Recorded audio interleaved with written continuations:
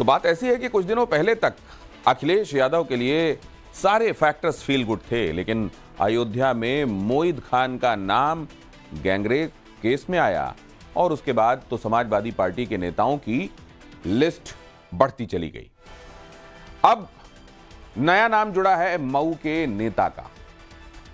रामपुर के समाजवादी पार्टी के सांसद के करीबी भी इस लिस्ट में ऐड हो गए। सवाल पूछे जा रहे हैं कि समाजवादी पार्टी का यह कैसा चरित्र है कि नेताओं के दामन पर बेटियों की इज्जत आबरू छीनने के आरोप पर आरोप लगते जा रहे हैं।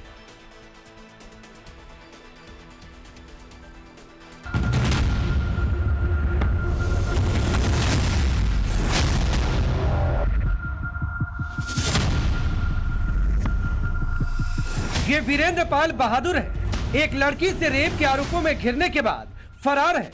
इनकी पहचान अखिलेश यादव की पार्टी के नेता के तौर पर है। माफिया मुख्तार अंसारी का फाइनेंसर भी इन्हें कहा जाता रहा है। ये जनाब साजिद अली है। नाबालिग से रेप के मामले में फंसने के बाद अंडरग्राउंड है। रामपुर से समाजवादी पार्टी के सांसद मोहिबुल्लाह नदवी के करीबी कहे जाते हैं। एक बार स्वार विधानसभा सीट से चुनाव भी लड़ चुके हैं। अयोध्या के मोईद खान और कन्नौज के नवाब सिंह यादव के बाद समाजवादी पार्टी से जुड़े वो लेटेस्ट कैरेक्टर जिनका बचाव करने के लिए अखिलेश यादव के पास शब्द नहीं। पीड़िता का कहना है कि कोल्ड ड्रिंक में नशा मिलाकर उसको लखनऊ ले जाकर रेप किया गया, वीडियो बनाया गया। कई सारी बातें बताई गई हैं। जो आपने बताया वो भी एक उसमें से तथ्य है कि कोल्ड ड्रिंक में नशीला पदार्थ मिलाया गया था, तो उल्लेख किया गया। क्या वो पैसा की मांग किए थे? क्या वो पैसा की महिला का आरोप है कि मुझसे पैसा भी लिया गया और मेरा जो वीडियो भी डिलीट नहीं किया गया, बड़ा बार जो है ब्लैकिंग किया जा रहा है। देखिए, इनके द्वारा जो प्रथम सूचना रिपोर्ट दर्ज कराई गई है उसमें सारी चीजें वर्णित उन्होंने किया। जो प्रथम हमारे पास जो सूचनाएं हैं वो सूचना के कथनों के रूप में है। साजिद एक नर्सिंग होम का संचालक भी है। सीएमओ रामपुर से अनुरोध कर नर्सिंग होम की जांच कराई गई। नोडल अफसर जो मेडिकल विभाग के हैं उनके द्वारा मानक के अनुरूप नहीं पाए जाने पर नर्सिंग होम को सील भी किया गया है। समाजवादी पार्टी के सांसद के साथ चलने वाले साजिद अली की हिस्ट्री क्या है ये आपको बताएंगे। पहले वीरेंद्र बहादुर पाल के सियासी रसूख और उसके दम पर लड़की के साथ 1 साल तक हैवानियत करने वाले इल्जाम की कड़ियां समझिए। वीरेंद्र पाल बहादुर को मुख्तार अंसारी का राइट हैंड माना जाता था। मुख्तार अंसारी की मौत से पहले उसके गैंग का फाइनेंसर भी रहा। माफिया मुख्तार के गुर्गों को पैसे भी पहुंचाया करता था। मुख्तार अंसारी के बड़े बेटे अब्बास के साथ उसकी ये तस्वीरें बताने के लिए काफी हैं कि उसकी पूर्वांचल में कितनी धमक होगी। इसी आपराधिक कनेक्शन के दम पर वीरेंद्र बहादुर पाल की मुलायम परिवार तक सीधी पहुंच थी। खुद अखिलेश यादव ने पार्टी में वीरेंद्र बहादुर पाल का वेलकम किया था। वीरेंद्र बहादुर पाल के पिता दयाराम पाल भी समाजवादी पार्टी में राष्ट्रीय सचिव के तौर पर उन्होंने 2022 के चुनाव में जिम्मेदारी निभाई। मुख्तार से लेकर अखिलेश तक जिसके डायरेक्ट संबंध रहे, वही वीरेंद्र बहादुर पाल अब भागा भागा फिर रहा। टाइम्स नाउ नवभारत की टीम इस वक्त वीरेंद्र बहादुर पाल के घर पे मौजूद है और तस्वीरें आप देखिए कि एक बड़ा सा गेट है और इसके ठीक पीछे आप देखेंगे तो ये वीरेंद्र बहादुर पाल का पैतृक आवास बताया जा रहा है। एक दूसरी तस्वीर हम आपको दिखाने की कोशिश कर रहे हैं कि इस गेट पर, इस बोर्ड पे अगर आप नजर डालेंगे तो साफ तौर पर पता चलता है कि किस तरीके से इनका जो सियासी रसूख के साथ साथ जो वकालत में इनका जो पूरा परिवार था वो लगा हुआ था। कोई नहीं है परिवार का? कब से नहीं है लोग? हम तो आए सुबह तो देख रहे हैं, कोई नहीं है। तो आप अंदर तो आने की इजाजत दीजिए हम लोग को। हम अपने मन से कैसे दे सर? तो क्या आपको मनाही की गई है क्या? जी। समाजवादी पार्टी के मुखिया अखिलेश यादव समाजवादी सबला सुरक्षा वाहिनी के गठन का ऐलान करते हैं। योगी सरकार से महिलाओं की सुरक्षा को लेकर सवाल करते हैं, मगर उनकी पार्टी के कई नेता हैवानियत के आकंठ में डूबने को आतुर हैं। आरोपों के मुताबिक सपा नेता ने सुनसान जगह पर कोल्ड ड्रिंक में नशीला पदार्थ मिलाकर रेप किया, फिर न्यूड वीडियो बनाकर ब्लैकमेलिंग करने लगा। पीड़िता का दावा है कि यह सिलसिला 1 साल तक चला। मारपीट करने और 4 लाख रुपए लेने के आरोप भी समाजवादी पार्टी के नेता पर लगाया। दावे के मुताबिक कई बार पहले भी पीड़िता ने शिकायत करने की कोशिश की, लेकिन हर बार धमकी देकर मुंह बंद करा दिया जाता था। लेकिन इस बार सीएम योगी से गुहार लगाने के बाद मामला दर्ज हुआ। कहते हैं वीरेंद्र बहादुर पाल ने अपने सियासी रसूख का बेजा इस्तेमाल किया।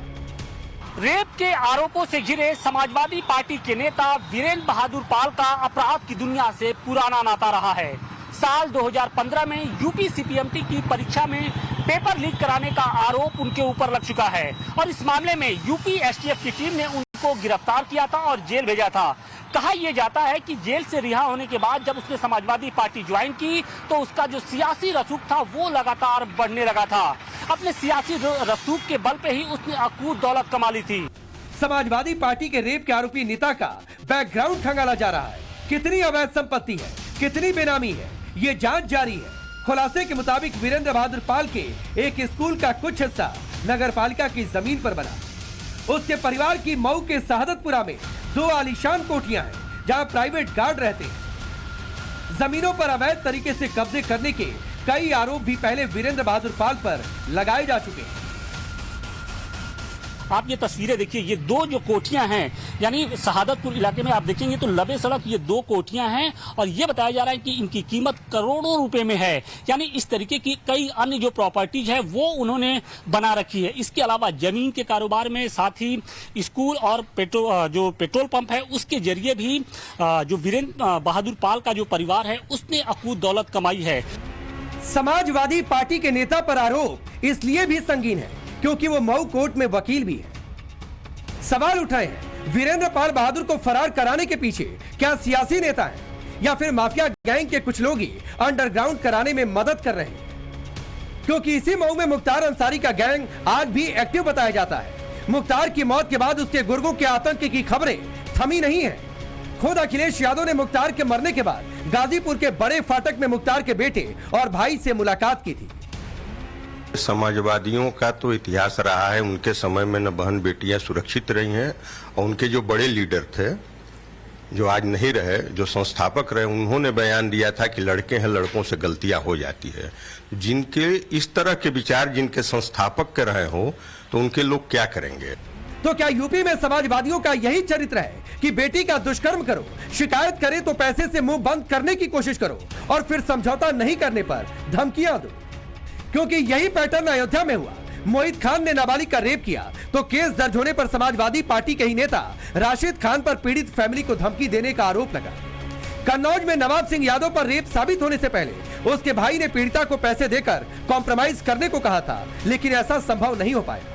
मऊ में वीरेंद्र पाल बहादुर ने अपनी ही सहयोगी का दुष्कर्म किया तो उसे धमकाया, मारपीट की गई। पुलिस तक मामला पहुंचने से पहले कई बार उसे रफा दफा करने का प्रयास हुआ। मुख्यमंत्री योगी इसीलिए समाजवादी पार्टी और उसके मुखिया पर हमलावर है। बेटियों के साथ अन्याय करने वालों को सख्त मैसेज दे रहे हैं। क्या एक निषाद बेटी के साथ जो इन्होंने अयोध्या में किया समाजवादी पार्टी के नेता ने, क्या ये ठीक था? क्या एक निषाद बेटी की इज्जत के साथ खिलवाड़ समाजवादी पार्टी के लोग करते हैं? हमारा मंत्री डॉक्टर संजय निषाद वहां जाकर के उस बेटी की हालत देख करके रो पड़ा था और कह रहा था ये है निषादों के साथ समाजवादी पार्टी का कृत्य। लेकिन ये बेशरम लोग हैं, तब भी उस अपराधी के खिलाफ कार्रवाई हो इसके लिए समाजवादी पार्टी तैयार नहीं थी। उनके लोग तब भी बचाव कर रहे थे, कह रहे थे कि नहीं ये तो निर्दोष है। समाजवादी पार्टी के रामपुर से सांसद मोहिबुल्लाह नदवी का ये वीडियो सोशल मीडिया में तेजी से वायरल है। इसमें जो शख्स साथ नजर आ रहा है वो साजिद अली है। बीते कुछ दिनों से साजिद अली फरार है क्योंकि नाबालिग ने उस पर दुष्कर्म और किडनैपिंग का आरोप लगाया है। आरोपों के मुताबिक साजिद अली ने अपनी साथी के साथ मिलकर नाबालिग को किडनैप किया और फिर कार से अलग जगह पर लेकर गए जहां दुष्कर्म की वारदात को अंजाम दिया। किसी तरह पीड़िता ने अपनी लोकेशन बताई, जिसके बाद एक आरोपी को पकड़ लिया गया, लेकिन साजिद अली वहां से फरार होने में कामयाब रहा। साजिद अली पीस पार्टी से चुनाव लड़ चुका था, लेकिन उसका कनेक्शन धीरे धीरे समाजवादी पार्टी के सांसद से बढ़ गया। पुलिस रेप के आरोपी की तलाश में जुटी है, जबकि प्रशासन उसकी अवैध संपत्तियों की जांच कर रहा है। यह मामला इसलिए भी हाईलाइटेड है क्योंकि पीड़िता के घर वालों को धमकाने का आरोप भी लगा है। बीजेपी का जो व्यक्ति रेप करे उसका वीडियो है, तब वो दोषी नहीं, तब उसके बारे में कोई खबर नहीं, तब वो टीवी पे चर्चा में नहीं। और समाजवादी पार्टी के किसी कार्यकर्ता पे आरोप लगा दे कोई, तो समाजवादी पार्टी के चरित्र पे उंगलियां उठ जाती हैं। ये दुर्भाग्य है। और उत्तर प्रदेश में जो चल रहा है वो लॉ एंड ऑर्डर नहीं चल रहा है, जंगल राज चल रहा है। कहीं इनकाउंटर, कहीं हत्या, कहीं चप्पल छाप अधिकारी इनकाउंटर कर देते हैं। पता नहीं ऐसी कैसी कैसी कृत्य हैं। अखिलेश यादव अयोध्या गैंगरेप को लेकर बैकफुट पर है, लेकिन अब मऊ में उन्हीं के नेता का कृत्य चुप्पी साधने पर मजबूर कर चुका है। आगे विधानसभा के उपचुनाव है, बहुत संभव है योगी आदित्यनाथ इस मोर्चे पर चूकेंगे नहीं और अपनी स्टाइल में पीड़िता को भी इंसाफ दिलाएंगे। मऊ से आशुतोष सिंह के साथ ब्यूरो रिपोर्ट, टाइम्स नाउ नव भारत।